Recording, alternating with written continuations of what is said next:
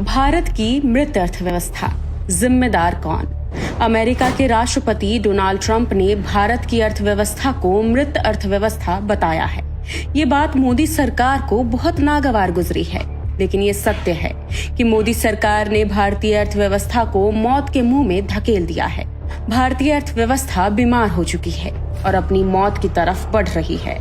देश की 83% आबादी की दैनिक आय 171 रुपए से कम है। देश के 100 करोड़ लोगों के पास खर्च करने के लिए एक्स्ट्रा पैसा नहीं है कि वो अपने बच्चों के लिए कुछ खरीद सके। देश के 20 करोड़ लोग हर दिन भूखे पेट सोने पर मजबूर हैं। 7 करोड़ से ज्यादा लोग आज भी 62 रुपए से कम पर जिंदगी गुजारने पर मजबूर हैं। देश की 40% से ज्यादा संपत्ति सिर्फ 1% अमीरों के पास है। भारत की अर्थव्यवस्था गरीबों और मिडिल क्लास लोगों के लिए नहीं है। भारत के 80 करोड़ लोग 5 किलो सरकारी राशन पर जीवन गुजार रहे हैं। पूरी दुनिया जानती है कि Indian economy is dead economy और बीजेपी ने इकोनॉमी को खत्म कर दिया है। विपक्ष के नेता राहुल गांधी ने इसे ही डेड इकोनॉमी कहा था, तो मोदी सरकार को बुरा लग गया।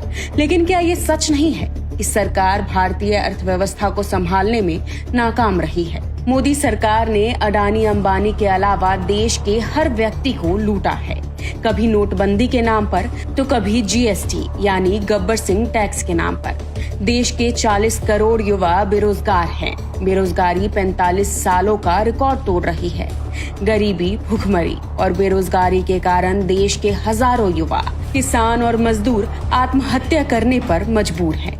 ये मृत अर्थव्यवस्था की पहचान नहीं तो और क्या है?